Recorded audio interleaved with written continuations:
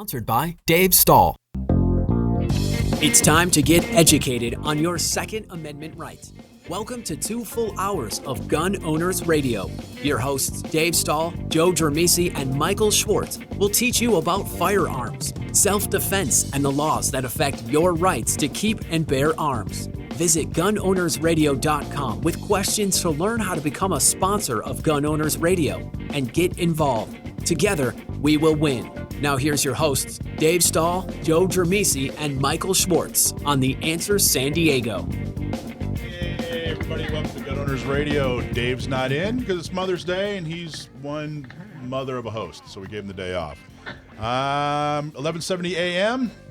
The Answer. Excellent job. You deserve the best tools to defend yourself and your loved ones. The problem is that lawmakers don't understand that criminals don't obey the law.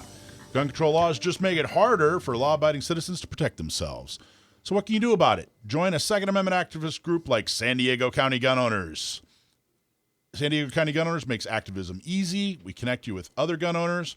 Working together, we're getting more pro-gun officials elected. Join today at SanDiegoCountyGunOwners.com. Just go to SanDiegoCountyGunOwners.com and join today. How's it going, everybody? It's nice. You read that just exactly the way Dave would read it. That's cool.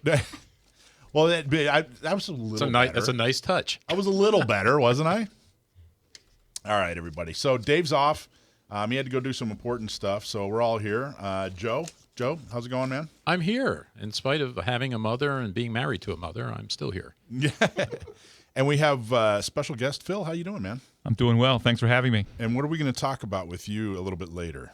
San Diego flight training and aviation. And thank you for being a sponsor of the show. Really, really appreciate it. Of course, we got Action Jackson. What's up, young man? I'm doing well. What did you do yesterday?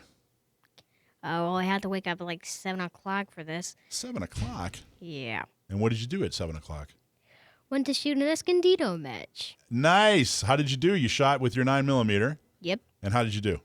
Great. You did great? Did you have fun? Yep. Good. Did you give your mom an extra smooch on the cheek today for Mother's Day? For being such a great mom, taking you to a gun competition? Yeah. All right, good. Hey, everybody. So Assemblyman Levine has gutted Assembly Bill 1227. Assembly Bill 1227 started out as like a solar panel bill. It was really just kind of a, puppies and ice cream, kind of bill. Well, they gutted it, and it is now going to be a firearms and ammo excise tax, which I don't know if you remember. I think it was a year ago or 2 years ago, they tried the same thing. So now it's going to be a 10% tax on firearms and ammo. 10%. That's a cool process. How do you go from solar panels and how you do that gutting and you end up with a tax on firearms? Exactly. That's cool. Yeah. So Phil, I bet you can't wait to pay 10% more on your. Delighted. And they do that all the time in the assembly where they basically cut and clip and then they keep the title the same. It confuses people. You ran for office a few years ago. I did. What do you think? Why do they do it this way? Like, why is it done this way? Why aren't they more straightforward? The simple way would be bait and switch. You put together a title of puppies, gumdrops, and something else, and people never read past that point, and people don't get into detail. That's why you need shows like this to really point out what's going on so people actually read past the title. It's a sham. Well, plus, if you were being honest with it, people wouldn't support it. I mean, they do that all the time. It's a lot of the propositions we have, the titles end up getting changed, and then people just don't understand what it is they're voting for or not voting for, and things move right along. Well, it was defeated last time. Like I said, I think it was last year. I don't know if you guys remember. Was it last year that they had the same excise tax? Or it was 2 years ago? Yeah, I do remember that. I can't remember when, though. So it was defeated. They're bringing it back. I don't know how they're, I don't know what they're going to do to change it, but, there's so many bad ideas that have been implemented in California. It's almost like they're just running out of ideas and just going, all right, well, let's just tax it. We can't. We've banned and everything we can ban. We've restricted everything we can restrict. We have waiting periods and you name. Let's just start whatever. We got to do something. We have to be adversarial somehow. So let's just start taxing things. And by the way, this tax is earmarked. So it's going to go to like the, victims of whatever gun violence, blah, blah, blah. So it's just a shift of funds. They're just taking this money. They're going to tax you. They're blaming you, the gun owner, for what criminals do. They're taking your money because you're to blame for what criminals do, and then they're going to give that money to this 501c3 that's going to waste it. And, I'm assuming the definition for where that money goes or how that money gets used is going to be very broad, I would think. So it's going to go to a lot of places that you would not think. Well, they're going to do a lot of these 501s. What they do, they kind of do this backdoor, politicking. It's education. Well, yeah, but really what you're trying to do is get more voters to vote the way that you want them to. But can I add something? Because it sounds like they're trying to respond to what the right is doing right now in terms of these education bills, or because this whole abortion thing is starting to spread to other states. This is what the left's trying to do in response to what the right's doing. They're like, okay, so what's the next best thing that the right likes, that since they're hurting us? Yeah. Oh, gun laws in that case. So we're just going to do that. That's what it sounds like to me. It does feel that way. And there is another bill that's a little bit more of a direct response to what you're talking about, the abortion bill in Texas that stood the Supreme Court decision, and that's that they're trying to make it easier for people to sue gun manufacturers, which is they're equating it. It's apples and oranges. It's totally different, but they're equating that bill to the abortion bill, which is again it's total hypocrisy. All the people that were against this abortion law in Texas and against the Supreme Court's decision were against it because it was unconstitutional and it was unfair and it was horrible and it was unethical and all these horrible bad words. But now they're ready to do it, against people that they don't like, which are gun owners, which is, the height of hypocrisy. The height of hypocrisy. So that suing the manufacturers is definitely a direct response. This, I think, is just kind of their business as usual. Let's beat up on gun owners and raise taxes. Well, they're arguing about, because usually there's a discussion about, is it a fee, is it a tax? And I think taxes have to come through the legislature, right? I think it's that way. Yep. Fees can come from just about any place.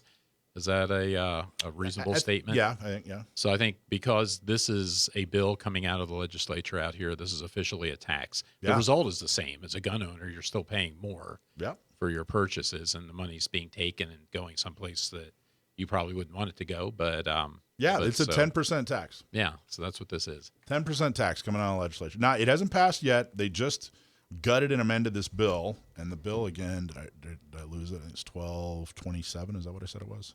Yeah, 1227. So Bill 1227, write, the emails and send the faxes and make the phone calls and do all the things you need to do to the assembly members. All their decisions are already made, though. I mean, still show up, still do the work. Take the 15 minutes to, write an email, print the email out, fax it, and then fold the fax up and mail it in, and then, make a phone call and recite what you wrote. Do that. For 100%. I'm not discouraging that. But what I am encouraging is the reason that San Diego County gun owners and Orange County gun owners and Inland Empire gun owners, the reason we exist is because by the time they make it to Sacramento, their mind's already made up.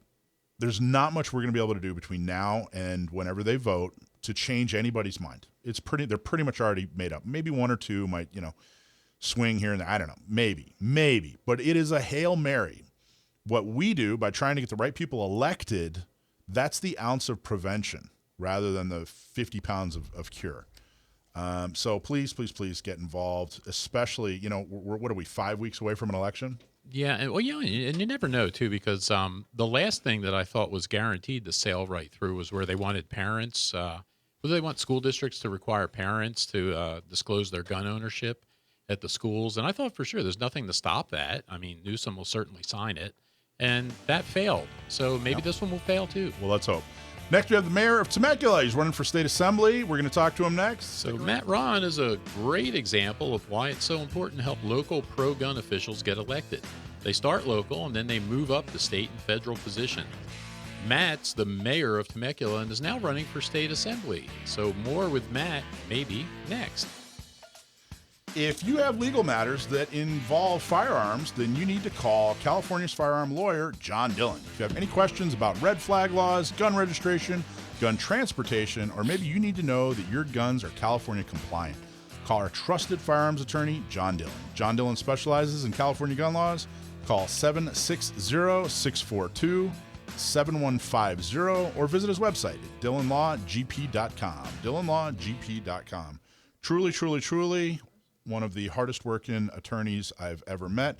Very, very dedicated to the Second Amendment. I got to tell you, anytime I need a question answered, he's right there for me. He's extremely thorough. I get a call probably weekly. I probably get about a week, once a week on average, somebody that needs an attorney because of the screwed up firearms laws in California. Does that surprise you at all, Phil? Not at all. And I'm glad these people are around. Yeah, he really is great, too. He's been so supportive of San Diego County gun owners. He's been supportive of everybody. But let's talk to Matt. Matt's the mayor of Temecula. He's running for Assembly, and we wanted to have him come on the radio and talk about guns. Matt, you there? Yes, I am. Good afternoon. How you doing, man? I'm really good. I'm really good. Fantastic. Pronounce your last name for me. It's Rahn. Rahn. Okay, Matt Rahn. R-A-H-N. Matt Rahn. And you're the mayor of Temecula. Yes, I am. So what got you into politics, Matt? Oh, what gets you into anything? It's one of our longtime council members was a friend of mine, and he was getting ready to retire. He was actually a former highway patrolman, and we used to get pancakes together at Mimi's Cafe in town. And one week he asked me if I'd be interested in running for city council and taking his seat, and I told him no. And then we got together a little while later, and he kind of shared with me all the folks that have run for city council over the years, and he said, I think you'd do a better job than these folks, and we'd love to have your perspective, and I agreed. So that's what was your that's kinda perspective? Like, what were you doing at the time? Well, I've always been working in research and education, but at that point had spent a lot of my career in public safety. So mostly working with firefighters and a little bit with law enforcement as well. Like consulting, or what kind of work?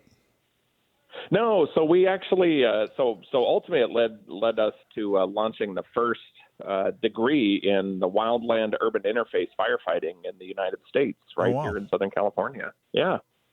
That's awesome. Now, didn't you just give a talk on TEDx, didn't you? Oh yeah, a little while ago. I sure did. Was it related to that, or what was that subject? It was, yeah. So I spoke about, that was several years ago now, and kind of ringing the bell then saying, our problems with wildfires in California are, pretty extreme. And boy, even since then, we've beaten records on, acres lost and homes lost and everything else. So we've been talking about this for a long time, and I think folks are finally catching up with us.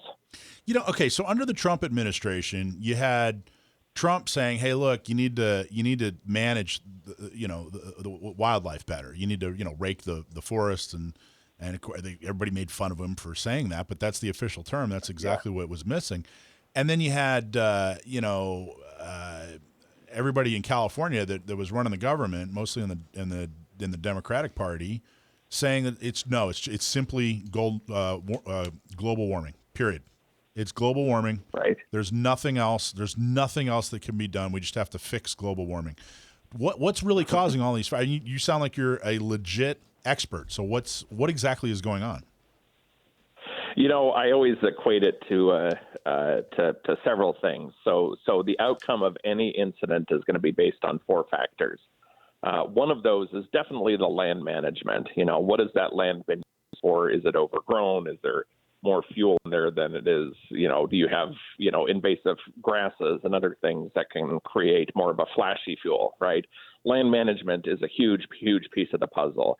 And so I wouldn't disagree, maybe President Trump, oversimplified it, but yes, land management is a huge, huge part of the puzzle. The other one is you can call it weather, you can call it climate, whatever it is, but it's kind of the buildup of what's been, happening up to that point, right? Are we in a drought? Are plants, stressed out? Is there disease outbreaks, whatever? Is it hot? Is the, Santa Ana winds, all of that. Those things we don't necessarily have any control over. We can't control the wind. We can't control the precipitation, all that. Then the other two things that we do have direct control over are staffing and resources, right? How many firefighters do we have and how many resources, the different engines, the helicopter support, the tankers, bulldozers, all of those things play a very important role in determining the outcome of an incident. So you can't just look at one and say you've solved the problem. So that's all. That's a very intelligent answer. It's a very intelligent, thorough answer. And I feel like that's going to serve you really well going into the assembly. I mean, that sounds like something the state government should be able to fix, especially when starting from the legislature. Is there more the legislature should or could be doing? Oh, absolutely. And a lot of it just has to do with just the state of California alone is responsible for around 31 million acres of wildland area.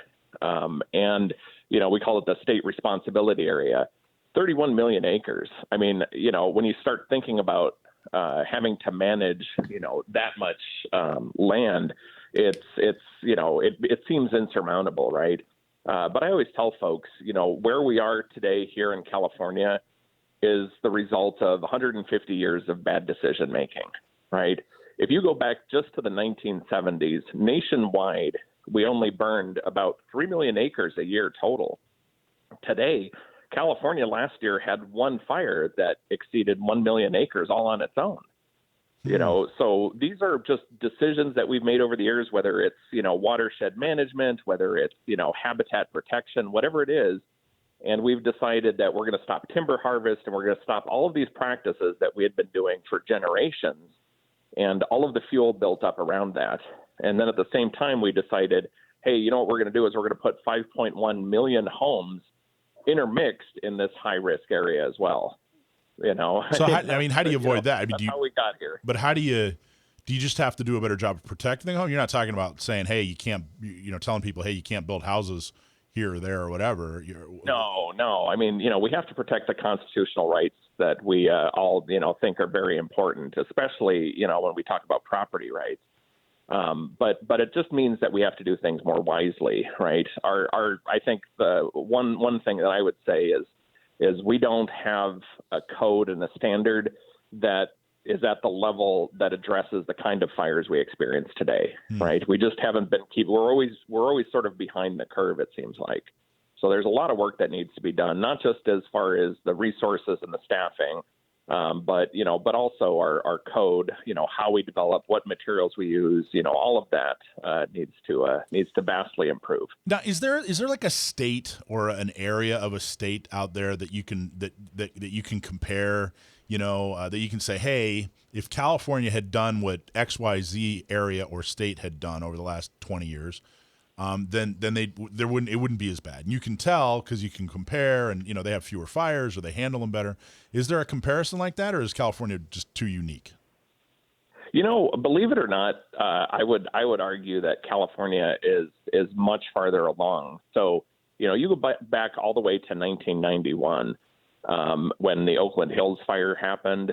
And it was a devastating incident, right? The number of homes lost and lives lost.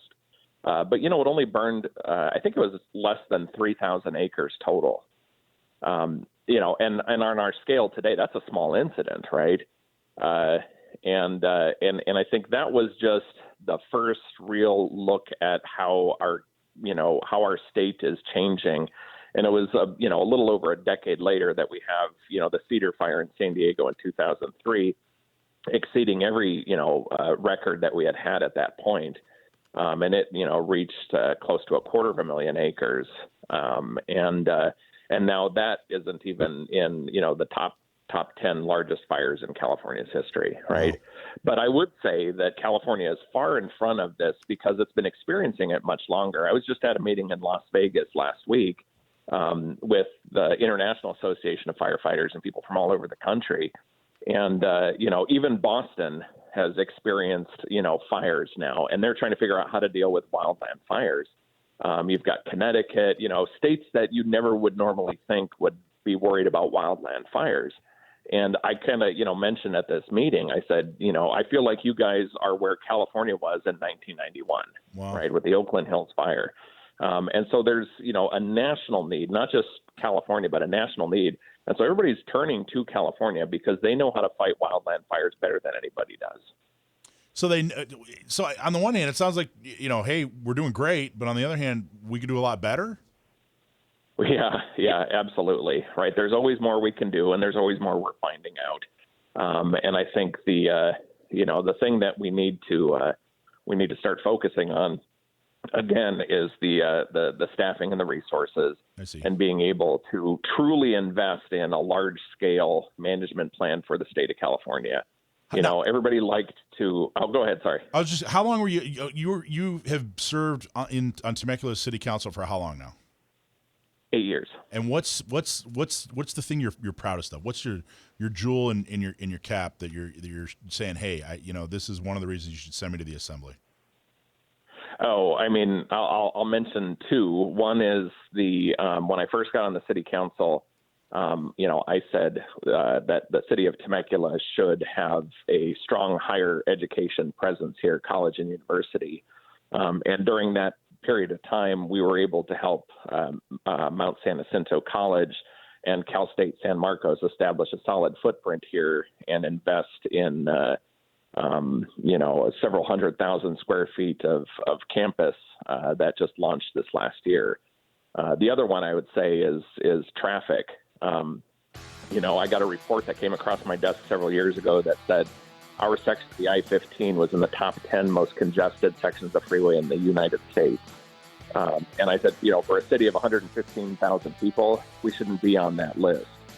So you fixed it. We did. Nice. We actually went toe-to-toe with state and federal agencies all over the country, and thanks a lot to Congressman Calvert as well. Happy Mother's Day. Leo Hamels is San Diego's top shop when you're looking for the perfect gift. It's too late if you're shopping for Mother's Day, but if you're looking for the perfect belated Mother's Day gift for mom, Leo's got your back. When you buy from Leo Hamel, not only do you get the best deal, you're also supporting the Second Amendment. Support the companies that support the Second Amendment. Call 619-299-1500 or visit their website at leohamel.com to find the jewelry buying location near you. Always get awesome service at Leo's. Call 619-299-1500. Definitely support our sponsors and let them know that you're supporting them because they are sponsors of Gun Owners Radio and San Diego County Gun Owners, Orange County Gun Owners, Inland Empire. We're talking to Matt Rahn. He's the mayor of is it Temecula? Temecula. Thank you. I almost said Marietta, but it's Temecula. Sorry about that, Matt. Don't worry. I don't know if you guys have a huge rivalry. Is there like a big basketball game or tug of war competition between the two cities? I hope I didn't. We don't have that, but we all refer to Marietta as just Temecula North. So. Nice. So, all right. So let's talk about guns. You're going to the assembly, hopefully, right? I hope so. Yeah. Sacramento, California, some of the absolute worst gun laws in the nation. Truly adversarial. It's so far beyond just common sense gun laws, to use their term. It's so far beyond, the gun laws are so far beyond reasonable. What are you going to do? Or what are your thoughts on California gun laws? Well, I mean, coming from Nevada years ago, I had always heard, California was a little bit crazy when it comes to their gun laws, but I had no idea what I was getting myself into. The kind of things that I've seen, being here for the last 20 some odd years, it's just ridiculous. I mean, you can go back to, even what they're talking about, like the micro stamping, the bullet buttons, none of this prevents the kind of crimes or incidents that they're trying to prevent. And quite frankly, bad guys don't use California certified guns. Right. So why do we keep trying to struggle against that? right? It's amazing. Right before COVID happened, I went to a meeting, and it was ATF. DOJ was not there, but it was ATF mainly. That was the main agency that was there. And the gist of the meeting, they started out by saying, hey, we want to go after these horrible, drug dealers that are trafficking guns, and they're horrible gangs and bad guys and whatever. And the room was full of firearms dealers.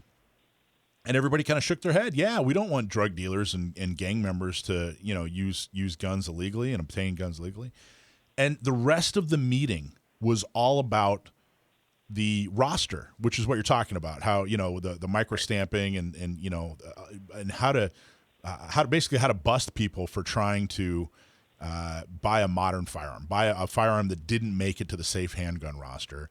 And how they're going aggressively after, even though it's ATF, which is federal, and that's a state law, they have this this bridge law that basically allowed them to enforce California laws. And I remember asking one of the guys, are drug cartels really, really that interested in using a Gen 5 Glock as opposed to a Gen 3 Glock? I mean, that's really what we're doing here. And of course, I was being kind of a smart aleck and trying to prove a point, but it's just ridiculous. It's absolutely ridiculous what they're trying to do. So what can you do as a most likely you're going to be you're a Republican, right? Yes, I am. So you're going to be in the minority when you get elected. What can you do when you go up to Sacramento? How can you help gun owners? Well, I think the easy answer is just bringing balance back to the Capitol, right? I think the conversation needs to have some qualified folks. The people who make a lot of our laws in California have no experience in the areas that they're making laws about. I'd love to be able to see these folks and take them out to a range and show them about what they're passing laws about and why what they're doing makes no sense. We talk about common sense all the time, and we all as gun owners, see these bits of legislation come down, and we shake our heads saying this doesn't solve any problem. This just creates new complexity and cost. And I think part of it is just simply an education. What is the core issue that you're trying to solve? And you're not going to solve it through something like micro stamping. Now, how much have guns come up much on the city level while you're in your 8 years? Not really. It's really not a place we have much jurisdiction over. I forget. Do you guys? Do you have a police department, or you contract with the sheriff? Oh, we proudly contract with the Riverside Sheriff's Department. How great is Chad Bianco? Oh man, I'll tell you what. That guy has just been a pleasure to work with over the years. Him and our district attorney Mike Hestron are just two of the best people. Temecula is the 16th safest city in the United States. And it's because of, our relationship with law enforcement and our ability to work with them to solve our problems. 16th. That's interesting. In the United States, really? Yes, absolutely. That's pretty big. I don't know how many hundreds of cities are on that list, but being 16th, that's pretty good. It's a big deal. I'll tell you, Myriad is actually number 3, I think. So we'll give them that one.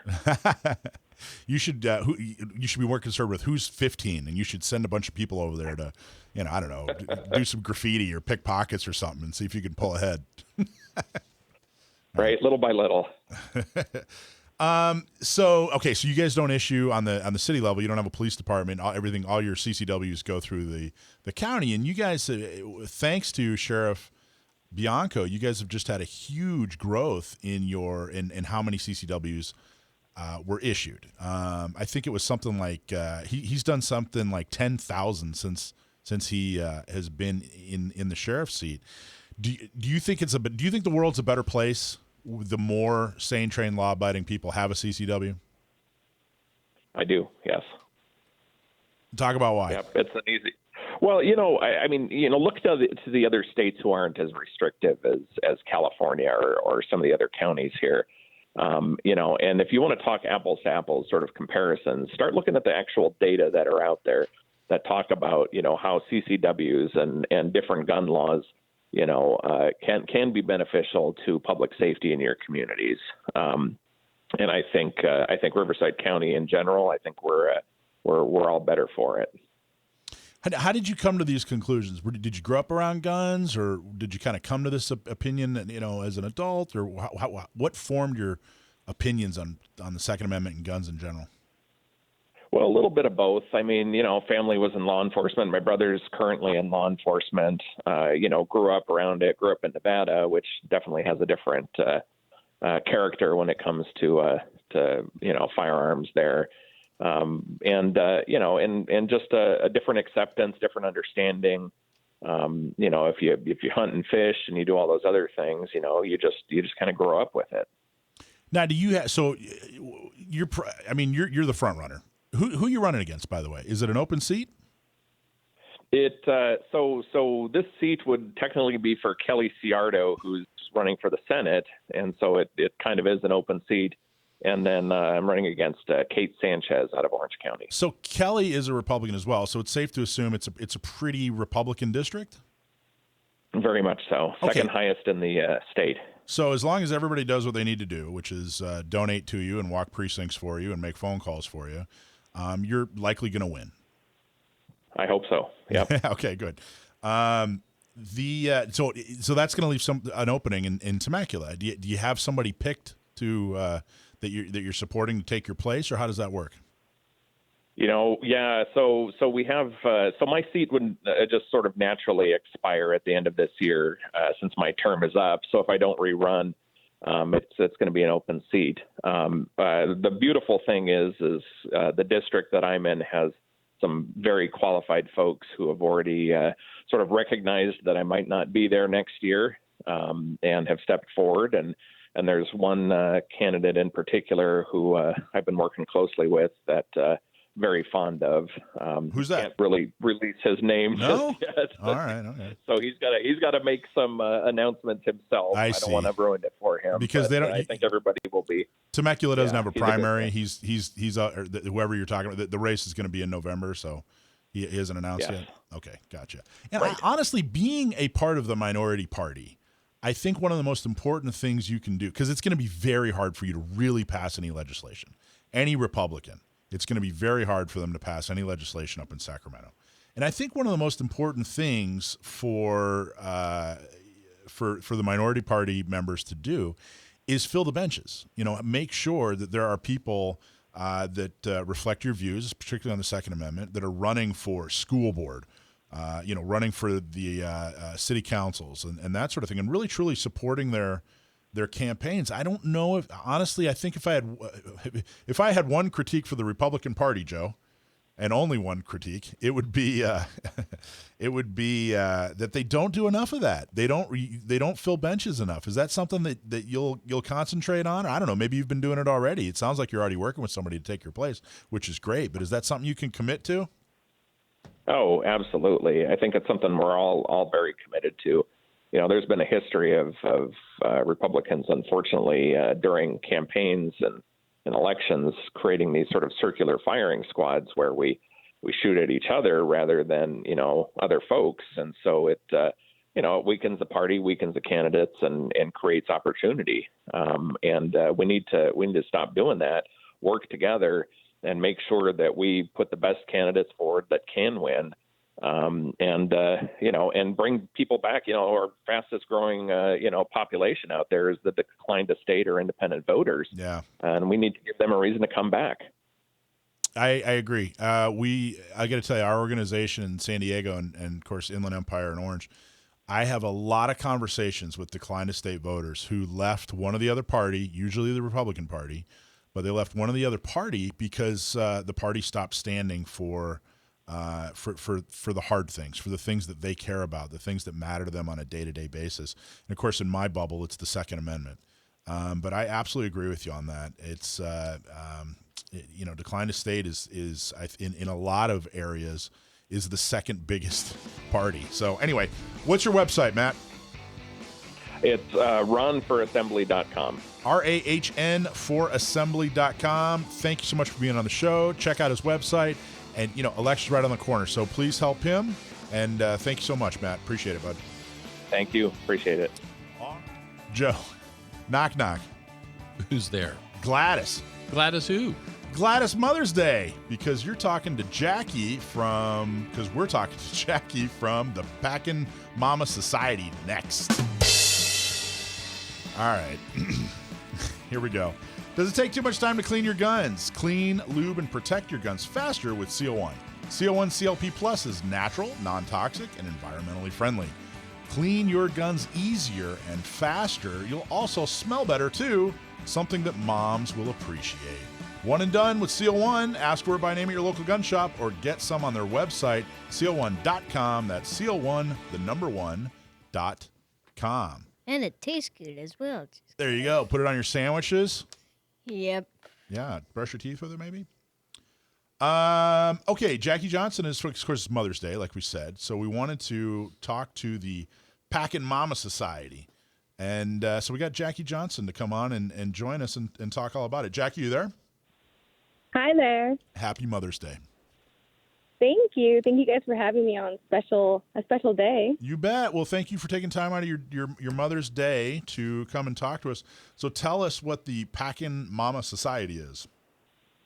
Awesome. Yeah, so I started Packin Momma Society, I want to say 2017, and I really wanted to be like a voice for women to come out to the range.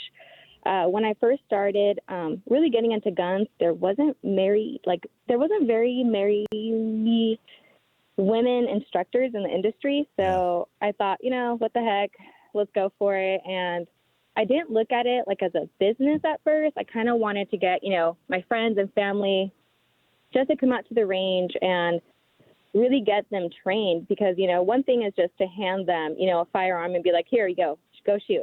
And one thing is to really get them trained and learn the fundamentals and how to be safe, especially with moms. We have kids. So more and more I got into it, years went by. I was like, oh, my God, there's a huge following in this. A lot of the women I trained, are either they're scared, they're intimidated. They won't even walk into a gun store. So I kind of wanted to make like a safe space at the range to come out and ask any kind of question. I get questions where they're so embarrassed to ask, and it's like the funniest questions, it's the cutest questions, and I want to make them feel comfortable and safe, but also like learn and have fun. And it's been a wild ride for sure. Wow. So what got you into it? When I was 15, I was actually assaulted and I was almost raped. So after that, I kind of wanted to learn how to defend myself, but I was still so young, I wasn't quite sure how to do that. And I actually shot an AR-15 down at Iron Sights in Oceanside when I was 16. And as soon as I shot for the first time, I was like hooked. I was like, oh my God, this is it. Like, this is what I want to do for a living. Like, I want to learn anything about guns. I want to learn everything. So yeah, it basically started from there. Well, I'm very sorry you had a bad experience. That sounds horrible. And I'm glad that you took the route of empowering yourself. And it sounds like you're having a whole lot of fun doing it too. It's so fun. And it's also, it's so crazy because I teach, when I first started, I was teaching about maybe 1 or 2 women a week. And this was about 3 or 4 years ago. And now I'm teaching about 20 to 25 women a week. Wow. And it is, even though I'm not shooting, I'm watching these women pull the trigger, and the excitement, the empowerment, the smiles on their faces is like the most, it's like a blessing.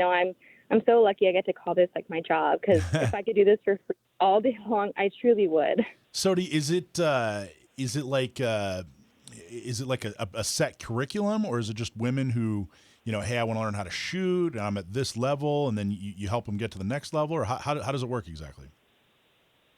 So when you come onto the range, the first, I always ask them questions when they sign up. If they are more like the beginners, I have firearms they can rent for me, and I literally start them from the ground up. So, basic range rules, the fundamentals, how to grip your gun, how to stand, everything in between. If they're more, hey, my husband has taught me how to shoot, but I'm kind of rusty, I just need, some brushing up skills. We have like a level 2 class that I teach.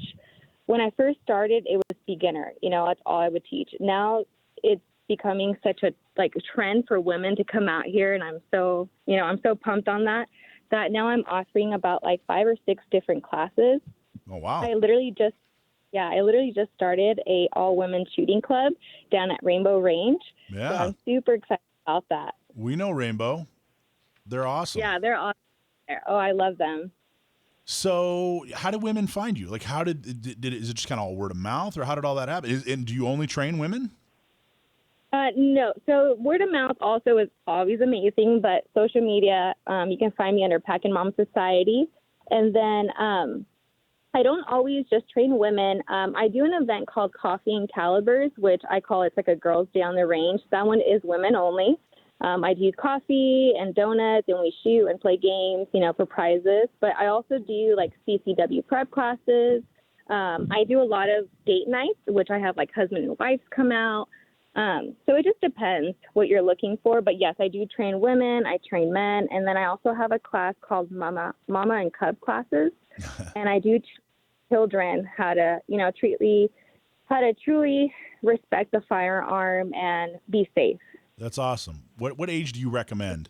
I actually have 2 very common questions that women seem to get a lot. Number one is how old? What's the minimum age to teach kids to actually shoot?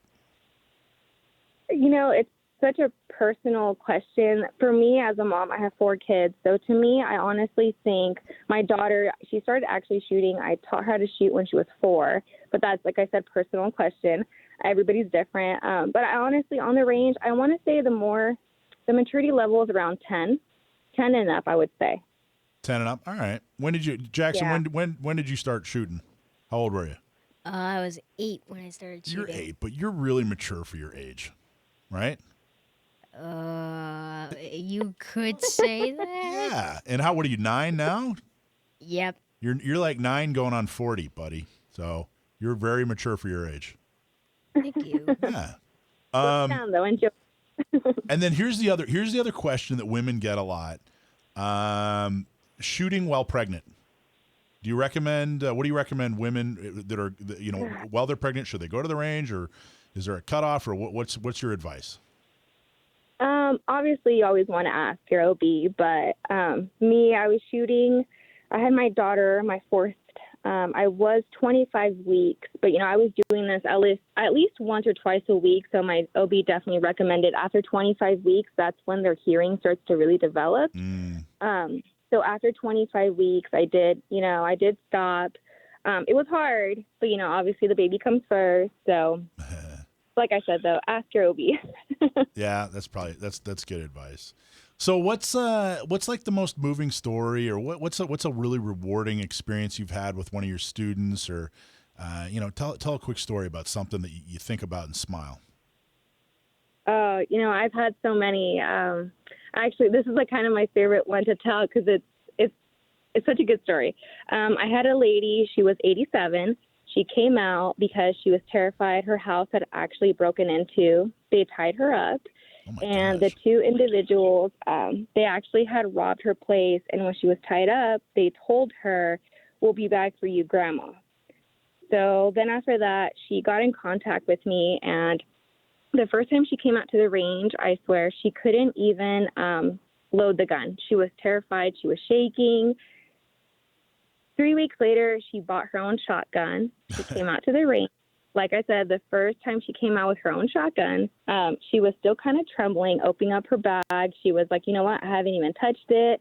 The lock was still on it from the gun store. So we took about like 2 months. It was about 2 months that we actually did some lessons back to back. And then I want to say about 5 months later, she came out to the range and she opened up her gun bag, loaded that baby up, and she shot. I mean, at least like 25 times she shot. And on the last time she shot, I was standing behind her. I was actually taking a video of her, and she shot her last shell. And she looked back at me and she said, "Ha, try to get me now, boys. Come get this, Grandma." That's awesome. My heart stopped, and I was like, this is why I do this. This is why this is why I train women, just because I want them to feel empowered. And I know they say it's a man's world, but it's like, all right, boys, move over. Like, it's time, And I know that Rainbow is actually in San Diego County, but you're in Riverside, right? Riverside County? Yes, I'm in Hemet. I commute to Rainbow about 2, depending on how many bookings I have. Like I said, I'm a mom of 4 kids, so I'm pretty busy at home also. 4 kids? So I'm at the about 2 to 3 times a week. Wow. Okay, so but I'm assuming most of your clients are Riverside? Most of my Riverside lately, just the same, like I said, word of mouth is getting out to like more San Diego now. I've had people drive up from Oceanside, places down there. Both Riverside and San Diego have had a huge boom in CCWs in the last few years. That must make you really happy. It makes me so happy, and then to know that it's women chasing their CCWs, that makes me even more happy. I recommend all women to go after it. We have such an awesome sheriff here in Riverside County, so I'm like, girls, go get it. All right, Jackie, how do people find the Packin Momma Society?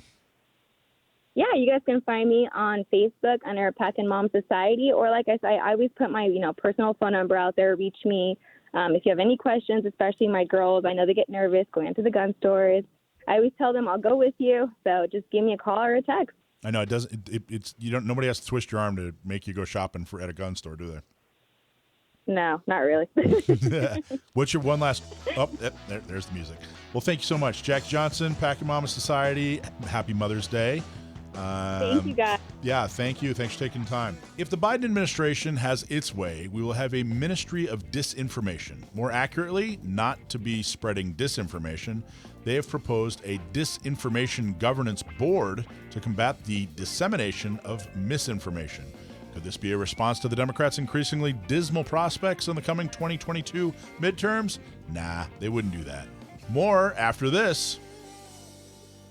A lot of companies are frustrated with their website. It looks old, it's hard to update, and it's not generating leads. SageTree gets it. Since 2005, SageTree has been helping companies with websites that look great, work great, and get leads.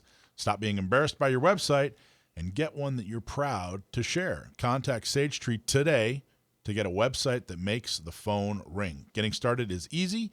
Go to sagetree.com and schedule a call. Go to sagetree.com and press that schedule a call button. All right, Joe Dramisi, the Ministry of Disinformation or Misinformation or whatever. That's your article, right? It is, yeah. And we didn't publish it on our gun owner's site because it's not. The article itself isn't directly about guns, although I will weave that in here today because it absolutely can be. But for people who want to read it, it's on getagrip.substack.com. So that's where the article is. But the Biden administration has proposed or has enacted a disinformation governance board, I guess is what they're calling it. And what this is supposed to do is free us from the threat of disinformation out there, from the tyranny of truth. Well, and if you're going to have something like that, I mean, and what I say in the article is, I mean, that this should be extremely frightening and alarming to all Americans.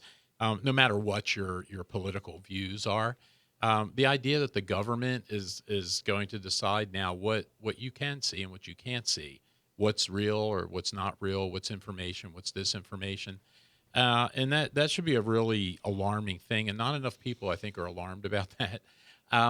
And if you're going to do something like that, though, I mean, why not have the experts do it, right? I mean, the Biden administration's been governing disinformation for the last 18 months now or so. So, you should have people that are pretty good at it.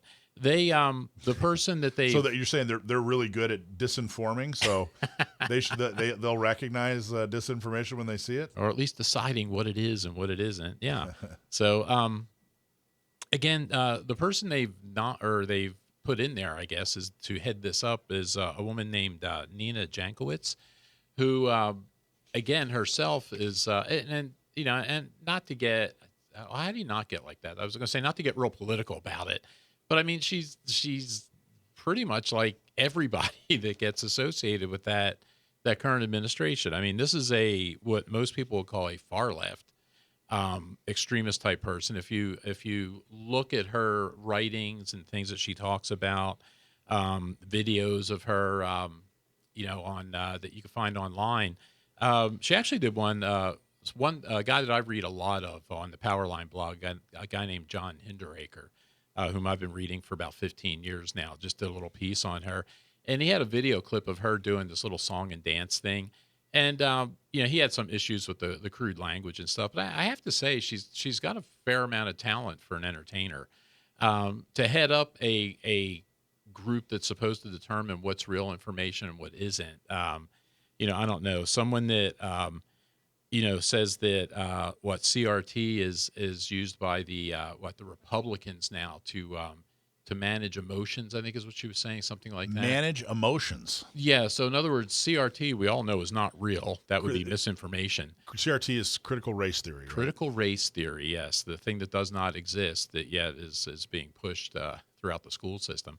But she talks about things like that and weaponizing emotions. That's how she described it. And so, again, you're going to have somebody like that. And I didn't tie this specifically to guns in the Second Amendment, but I easily could have. I think I was dealing with the same thing that your nephew Sam was talking about, right? I've got to keep this under 500 words. People won't read it. Right. I don't write anything in less than 500 words. It's a challenge for me to keep it around 700 or so.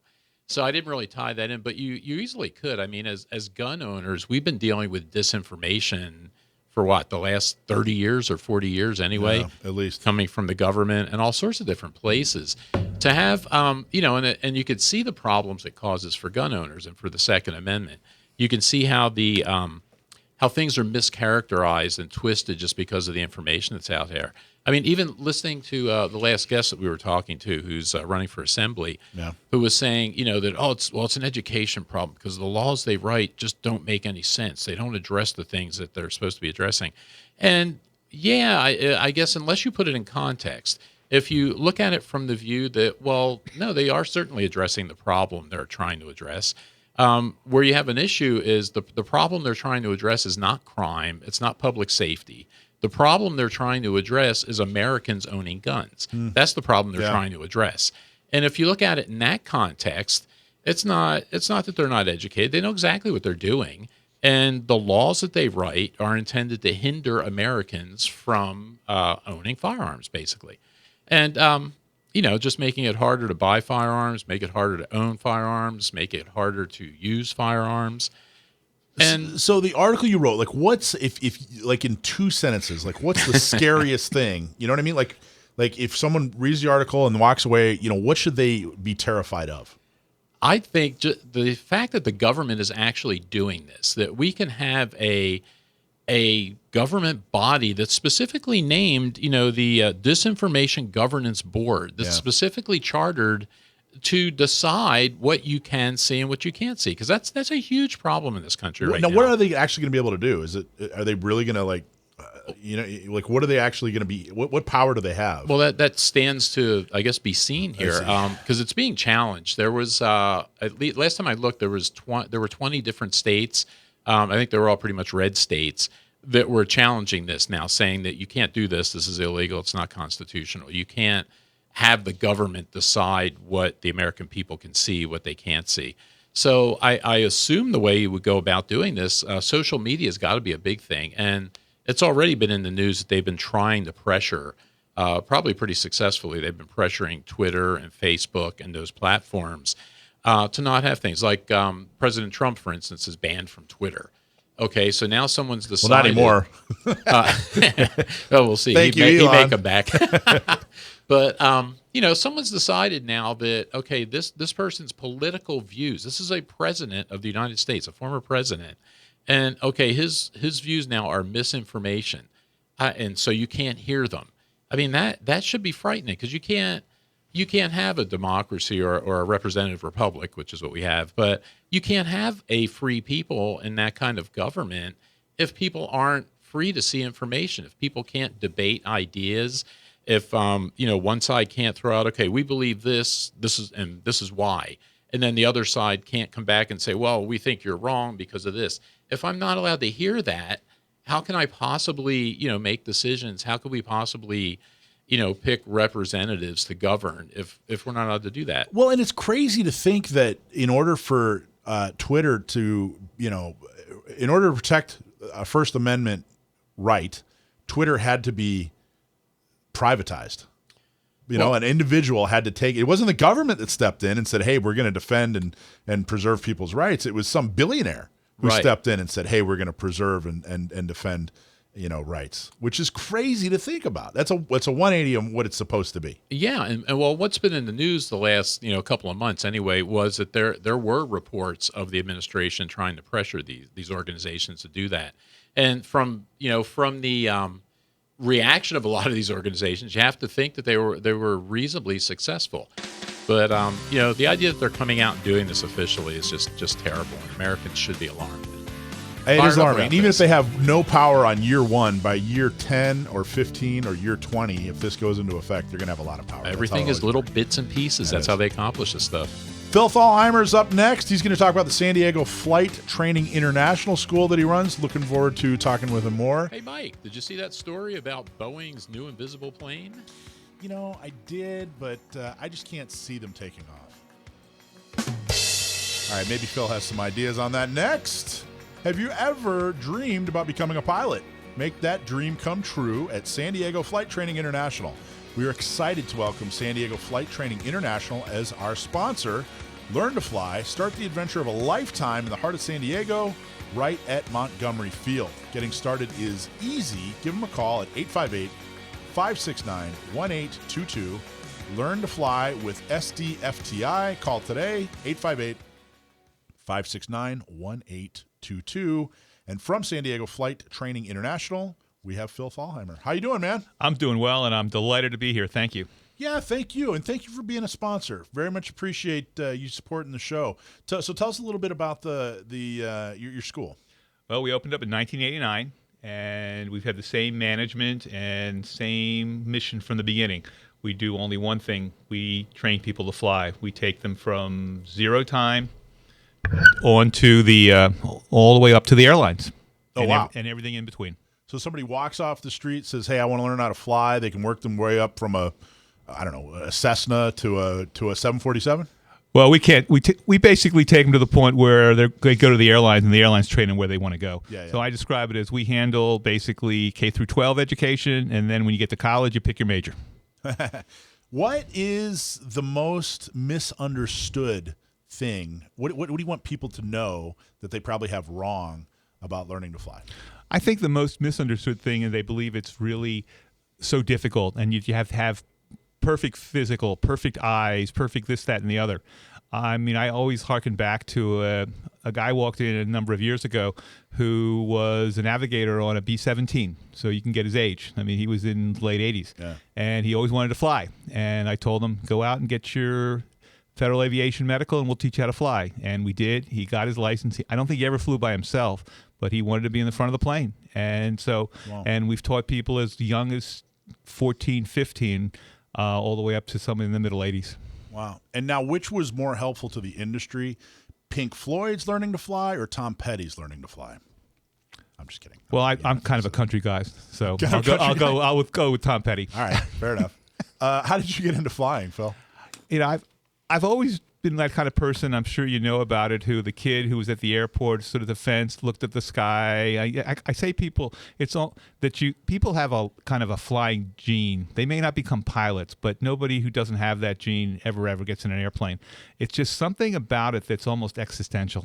Wow. Where did you grew up back east, right? I grew up outside of Philadelphia, and there were planes going over my house all the time, including we were not too far from a Naval Air Station where where the P-3s went out to chase Russian submarines. Yeah, P-3 Orion, right? P-3 Orion. So what was your progression? How did you did you take lessons as a kid or? No, I came out to California to go to graduate school, and I was in a PhD program, and I always had found reasons not to learn to fly, and finally I said, I'm going to do this. I need to get my head out of a library and into a classroom. And what I learned was that the thing about aviation and flying is you need to focus on it. You need to focus on what you're doing. It's not inherently dangerous. It's not inherently difficult, but it doesn't treat people who are arrogant or are kind of not focused very well. Hey, to talk about that, like, what do you mean? Like, what if I'm arrogant and I'm flying a plane? What works against me? You got to be very because when I think of pilots, You know what I mean? Isn't that kind of the stereotype? Yeah, it is. It is but it is the stereotype of kind of the fighter pilot. But I'll say that's why they only put one seat in a fighter pilot, and that's why they're there. And they're phenomenal aviators, but not necessarily great teachers of aviation.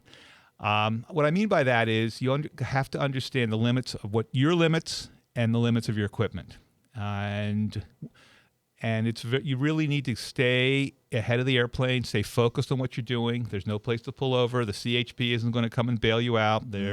It's things like that. You better know how much fuel you have on the plane. You better know how to use the radio. And we teach that. I mean, that's why you could walk into a place in La Jolla or someplace and walk out with a Maserati if you had the money from the dealership there. Right. I don't care if you're Bill Gates. If you walk and buy a $30,000, Cub, you're not going to be able to fly it until you put 40 to 50 hours into it, and that's really the difference. Wow. So, you just backing up, you said you were going through a PhD program. Do you have your PhD? I have a master's degree. You have a master's degree, and what? Industrial and organizational psychology. Wow. So is this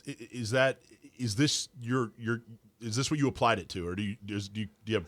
Is this a side hustle, or is No. This has been all I've been doing since 2000. Wow. Full time. But before that, I was basically senior management at the city of San Diego, and I was also the chief information officer for the city of San Diego. Oh, interesting. Because that's probably led you. I don't know. A lot of people don't know, but you actually ran for office. I did. I realized that I could do a better job, and I guess the population in San Diego disagreed. Well, but the pilot industry benefited. I hope so. We've trained thousands over the years. I think another misunderstanding about being a pilot is I think a lot of people think that unless you join the military, that's it. There's no way to do it.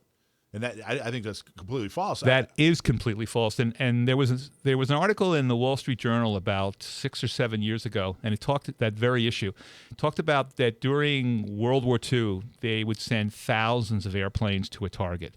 By Korea, they were down to about 40 to 45 aircraft per target. By the first Iraq War, they were down to 4 aircraft per target. But the technology got so good that now they're down to 1 aircraft to 4 targets. So if you figure that out, you just don't need the pilots. And the military is not producing them and hasn't been for a long time. You really have most of the people that are flying the airplanes today are actually folks that came out of the civilian world. Almost exclusively. And my understanding, the weather's so good in San Diego that it's one of the best places in the nation to train, right? Because you guys have so many days of sunshine. Yeah, it's one of the best places in the world to train because we have that. We fly maybe 355, 360 days a year. But more than that, we have such variable terrain. You've got issues of the ocean. You've got the mountains, and what you've also got is an international border, and we've got major civilian aviation right by and major military aviation. So I would put our students up against anybody in the country. They've had more experience than people with thousands of hours coming from, let's say, Kansas or Nebraska. Do you get international students? We are, and primarily. We're 60, 70% international. You know, I had a buddy of mine's an instructor. He actually flies like a private jet for a group of doctors or something, and then he's also an instructor. And he told me this story. He's over in Arizona, and he said, yeah, they send a lot of people from South Korea. Yes. A lot of folks come over from South Korea to learn how to fly. And he's telling me, I'm going to way oversimplify this, so if you're listening and you know better than I, but basically he said that a lot of the careers, or they just kind of assign you a career, like, hey, you're a this, you're a that, or maybe just give you kind of a broad, field, and you're kind of limited in what you can and can't do. And so a lot of the pilots that he sees from South Korea were kind of assigned, this as a job, like, hey, you're going to go be a pilot. And they weren't that excited about it. And he couldn't understand that. He's up in the air. He was, had a student, and they were up in the air, and he's looking around, and he goes, man, this is amazing, isn't it? And he looks over, and the guy's just kind of like, whatever. And he was almost like he was learning how to like drive a bus, And the reason I thought of that is that whole, you were just saying there's this pilot gene, that like, hey, you either love it or whatever. But I was amazed by that. So tell me about the international students you guys get. We get a lot of students out of Korea actually right now, South Korea. We're also getting a lot of students out of India, and it ranges. Some of them are from very wealthy families, and the kids are just being sent. But others are pretty serious. But going back to what you said about, the joy of it, and I tell people all the time, you've been on an airliner, you remember the last 5 minutes of the flight where you can see the ground and see going in, or flying into San Diego, you see Balboa Park. Well, we live there. That's the 8 to 10 to 12,000 foot world. That's our world. You see that all the time with my students. It's magnificent. It is just absolutely magnificent to do. Do you have do you have a typical pilot? No, although I've got some, we've got two types groups. We have basically the ones that want professional aviation and the other ones who hate the TSA. And they just want to basically be able to fly themselves. Oh, I see. Okay. So let's say, are there levels, or you're a pilot, you're a pilot? No, there are levels. For example, I'm not a commercial pilot. That's a separate license. I have what's called a private pilot's license, which allows me to fly with passengers anywhere in the United States. I'm also instrument rated, which means I can fly in bad weather. But I can't fly for hire. So the next level would be the commercial pilot, and that would be anybody from a fish spotter to a certified flight instructor to driving your friend doing the commercial jet. Right. And beyond that are the airline pilots, and it's the next level. It's called an airline transport pilot, or you'll hear it as ATP, and that's the people who are actually flying, for United or whoever. And so once you get your license, you're a pilot. What do you do? Can you just say, hey, I'm going to rent a plane this weekend? And you can, and that's exactly right. And the only thing is the school or the place will ask you to prove that you can actually fly the darn thing, and so they'll take you up on what's called a check flight with one of their instructors, and they'll give you authorization to rent their aircraft, and then you can maintain your qualifications and your what's called currency technically pretty easily after that. So you don't have to own a plane to be a pilot? No, most people do not. Most people do not. I would imagine. I don't know. How much is a plane? Like if you're going to buy a Cessna, It depends how many people you want to and how fast you want to get there. So is there a new Cessna 172, which is a 4-seater today, you're looking at about $700K. $700,000? Yes, sir. Oh, now, a used one for, let's say, which would have decent radios and stuff from, let's say, 2000 to 2005, has about, let's say, been flying for about 1,000 or 1,500 hours. You're still looking at well over $200,000. Wow, I didn't realize. When I was a kid, my old man was a pilot in college, so that would have been like I should know this. Like the early 60s, maybe late 50s, probably late 50s. He was a pilot going in college, and then he had a whole career that had nothing to do with being a pilot. He never touched a yoke again, right? And then retired, and in the late 2000s, almost like 2010, something like that, and then went back and got his license. Yeah. So he got me when I was 14. He got me a ride in a Cessna 172 out of Florida, and it was so fun. It was so much fun. All right, PRMI Mortgage, primeres.com/Alpine. Are you in the military looking for help for a VA loan? If you are looking to buy or refi, or if you're considering a reverse mortgage, call our local mortgage guy that you can trust. Call Chris Wiley at PRMI Mortgage. For nearly 25 years, Chris has been helping local San Diegans with all of their mortgage needs. Call Chris Wiley at 619-722-1303 or primeres.com/Alpine. I'm not making fun of Dave anymore about reading these. It's harder than it looks. I mean, it's fun making fun of Dave when he trips over it, but it's actually kind of hard. Anyway, I hope you're doing great, Dave. So we're talking to Phil Thalheimer about San Diego Flight Training International, San Diego Flight Training International, where they're going to teach you how to fly. So we were just talking about, okay, you get your license, then you can actually fly. You can go down and rent a plane. How does that work? Like, talk about the prices. Okay, there are flying clubs almost all over. There's some in San Diego. The pricing about renting an airplane is a little different than a car because you only pay for when the engine's on, and it includes fuel. So, for example, like one of my aircraft, if we don't rent them, but if they would rent them, they would rent for about $150 to $160 an hour with fuel. But to give you an idea of what that is, that plane flies at 145 to 150 miles an hour, so that you're looking at getting to, let's say, Vegas in an hour and a half, and it'll carry 4 adults, and then you can bring them back. It's actually pretty cost effective. Oh, wow. Okay, so what if I want to go to Vegas for 4 days? Do I you know what I mean? Like, does the plane the plane would sit, and the different clubs have different rules. But like, for example, one club I know in San Diego, you have to you have to fly the airplane or you'll be billed for 1 hour a day. So if it's 4 days would be 4 hours. Well, the flight in and out of Vegas is going to take 3 to 3.5. So you're right there, and you've had the airplane for 4 days. Interesting. That's pretty cool. Yeah. I didn't realize. I mean, that seems and it pretty includes easy. all the fuel. It seems really, really easy. Now, there's something. What is it? There's something like there's something called. It's like a $200 hamburger. Isn't that a term? That's the story of going to Catalina. And so, because it was, it's roughly a 45, 50-minute flight, depending on what you're flying. So and that's the $200 hamburger. Because you've spent that getting in and out of Catalina to get your buffalo burger. Okay, so you want to go flying? You decide to go to Catalina. That's your trip. So you fly over. It's a beautiful flight out there. I've done it many times, and it has People have said to me, I have no idea, but it's the closest thing for a civilian to like landing on an aircraft carrier because the runway comes out of nowhere and then ends out of nowhere. So it just disappears. And if you don't know what you're doing, there have been some accidents, sadly, where people thought they didn't have enough runway left. They couldn't see it, and they rolled right off the end. Jeez. Into what? A ravine. Oh, that's the worst place you want to run into. It's a bad day. It's a really bad day.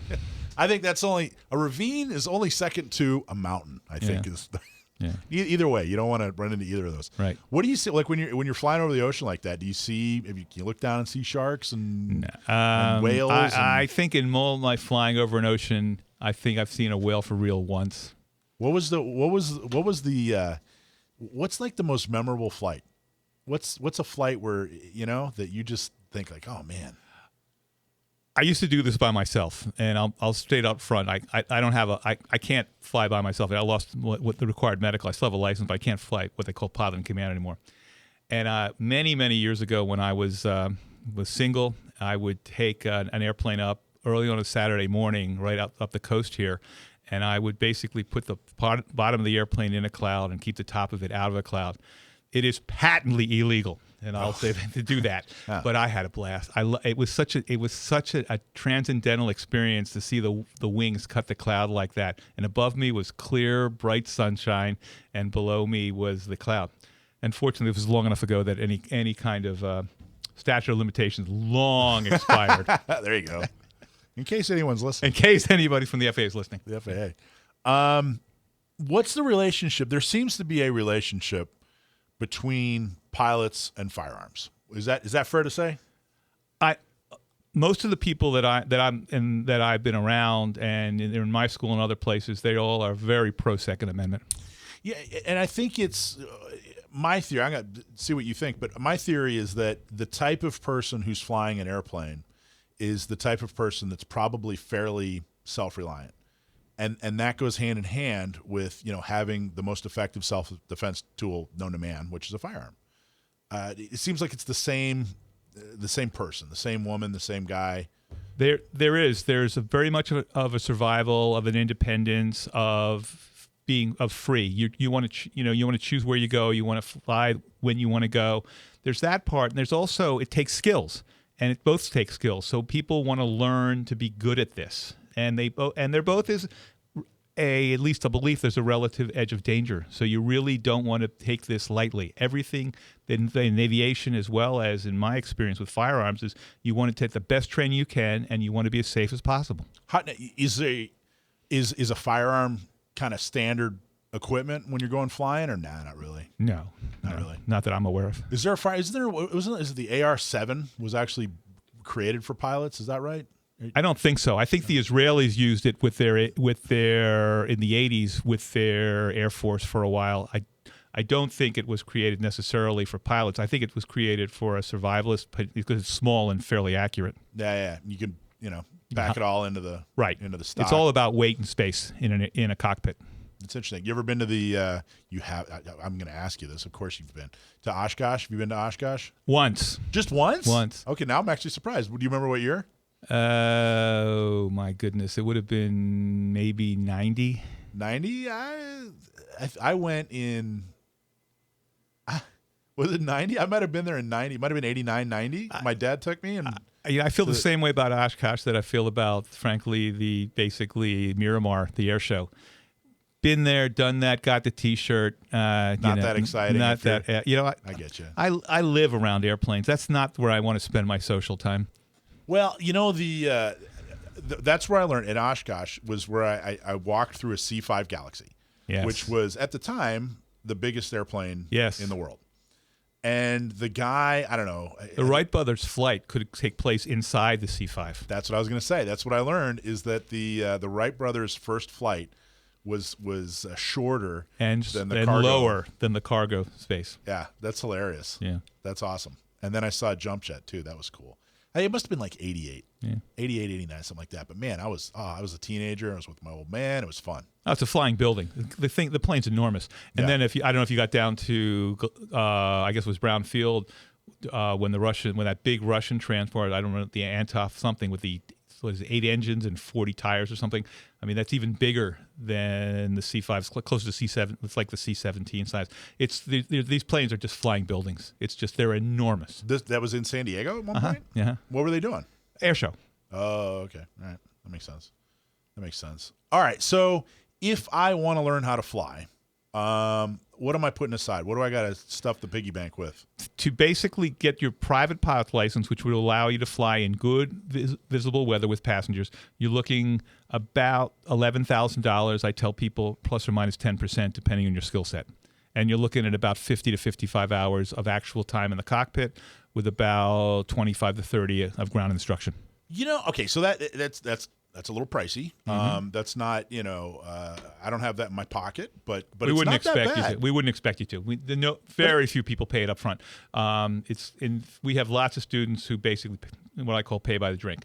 They put $1,000 on the account, they fly it off. They put another $1,000 on the account, and they fly it off. But that's not that bad. 11,000 to get to your. I mean, I think most of our listeners probably have a firearms collection that's about that. Well, and also most of the people I talk to who don't know anything about aviation, if you ask that question, they're going to say, $30,000, $40,000, $1,000 to get their private pilot's license. I would have said that. If you'd asked me before, I would have said $30,000, $40,000. I mean, you can do that, but you're gonna be flying basically, a $500,000, $1 million aircraft. That's not what you do at this level. And for that kind of money, actually, for $50,000 to $60,000, we can take you all the way to the point where you're ready for the airlines. Now, is the I don't know what to call it. It's not a sport. It's not a hobby. What is it? The industry, the activity. For some people, it's a hobby. For other people, it's a profession. Are you guys trying to expand? Are you hurting for people to like, hey, we really need to expand this, or are you guys inundated? You mean San Diego flight training? Yeah. Well, no. After COVID, we right now have a lot of available assets. I mean, we're getting better. We've come out of it, but COVID was really tough because, particularly at my school, we're an international flight school, hence the name, and so we were struck by it much earlier. We got most of our students from Southeast Asia, so the United States started shutting down around March of 2020, I guess it was. Yeah. We were started seeing the embassies close around the world around Thanksgiving of 2019. And when the embassies closed, we were in real trouble. I'm glad you guys navigated it. Yeah. We were lucky. We had a lot of cash on hand. We don't anymore. But we didn't lay anybody off, and we paid every bill. That's awesome. Congratulations. But the point is, no one's waiting in line. If you call Phil up and say, hey, I want to learn, boom. We literally could start people the same day. Wow. What would you learn the same day?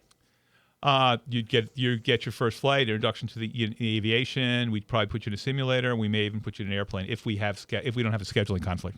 I don't know if I want to. I've been thinking about this for so long, Phil. Should I do this? Absolutely.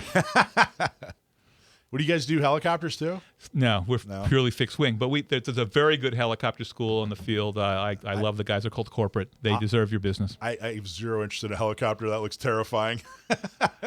Do helicopters make you nervous at all? I've never been in one, to be honest. Yeah. That's the other thing about flying. It doesn't feel like heights. No. If you're afraid of heights, you can fly. I get that a lot. You can fly.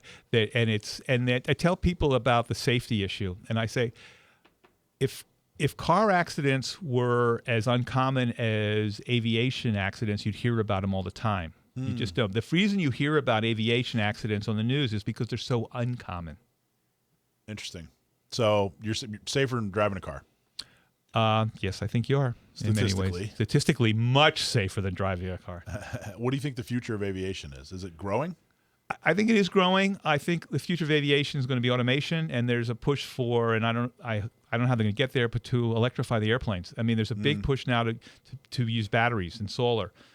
The problem is weight. The issue is, and so until they deal with the weight of either solar panels or batteries, I don't see it happening.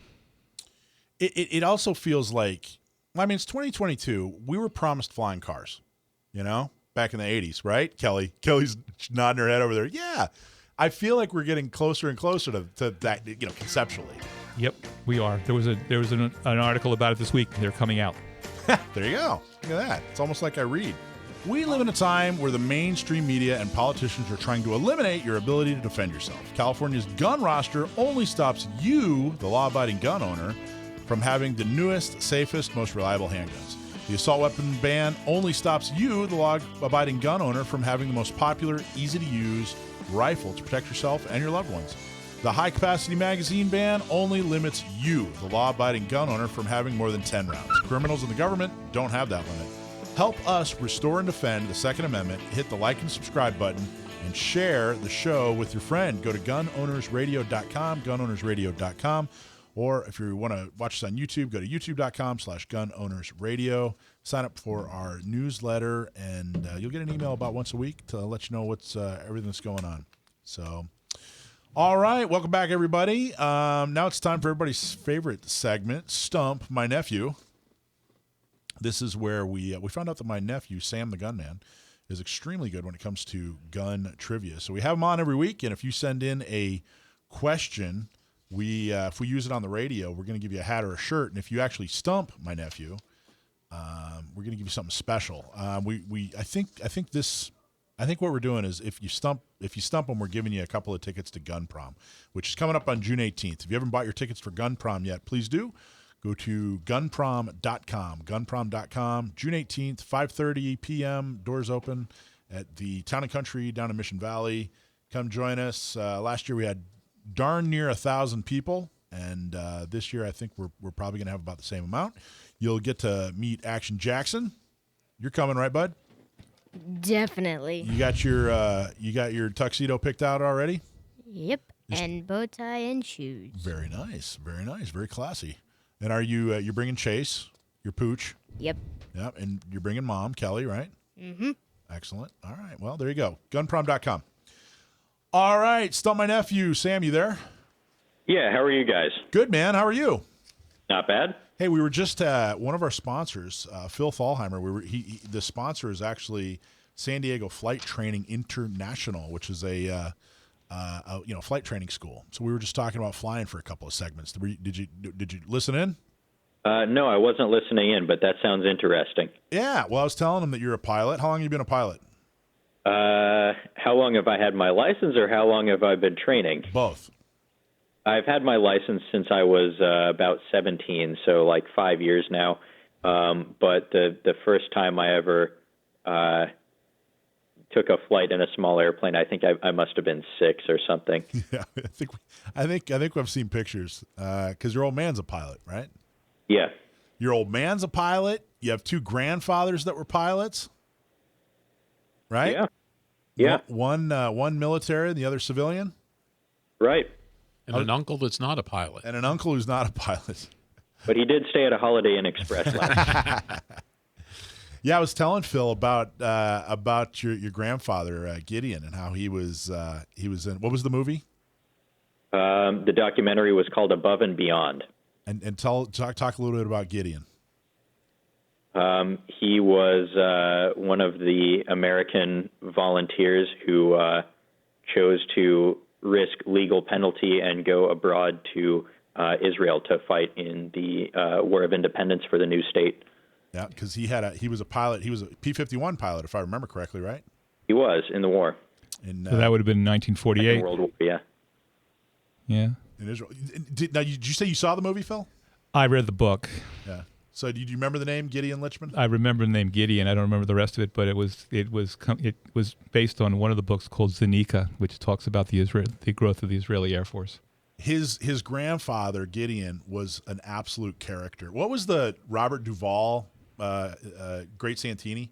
Remember that? You remember that movie? Yeah. It was about a pilot. Yeah. Well, My father was a gun runner for the Haganah, actually, after World War II. I don't know what that means. The Israeli Defense Forces, before they became the Israeli Army, it was called the Haganah. And my father basically worked out with American surplus supplies in Europe and got them to the Israelis, which are then called the Palestinian. It was the Palestinian Brigade. Right. It's a long story. Yeah, well, it is. It's a fascinating story, Yeah. and it was like piecemealed together. I mean, they were just duct tape and Band-Aids and paper clips. And I mean, the short story is that an officer would come up to my father and say, if this XYZ truck weren't here in the morning, we'd be okay with that. That's awesome. Yeah. Well, Gideon, the thing I like best about the movie, I mean, the movie was fascinating. Check it out. Got to watch it. It was really fascinating. But what I liked best about the movie, it was so Gideon. It was very dramatic. They were talking about like, hey, they went over in Czechoslovakia and they had these old, planes, and they were piecing together with these different parts, and Right. they risked everything, and it was very dramatic. And it was like you're on the edge of your seat going, oh my gosh, I can't believe these guys did it. And then they'd show Gideon, and he's talking about, yeah, we went over there and we were chasing girls. It was great. We had a beer, and da-da-da-da-da. Some of the first planes were actually Messerschmitts, and they were using Nazi aircraft to defend Israel. It's just such a phenomenal story. There was, right? Sam, what they used Messerschmitt. He flew a Messerschmitt, right?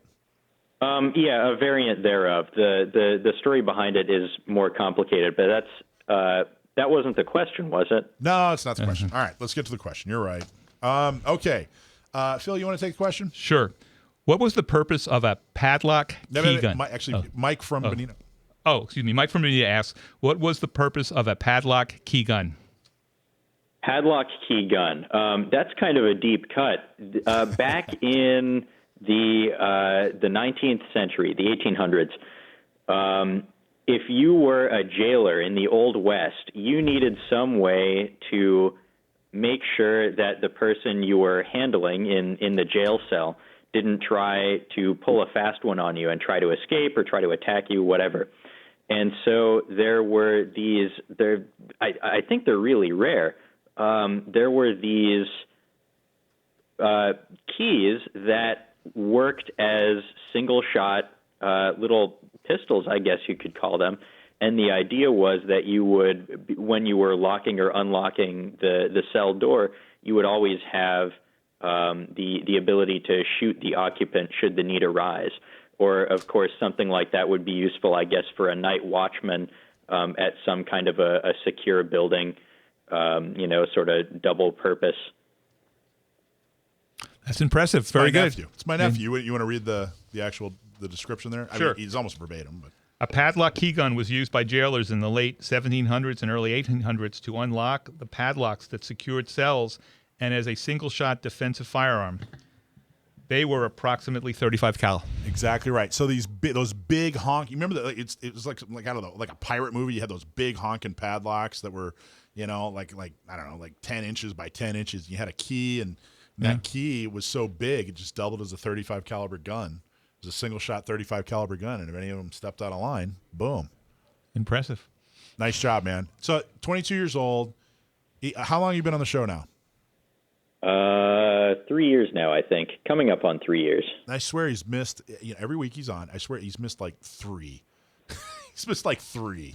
Did you, Phil, if we'd asked you this before the show, would you have known the answer?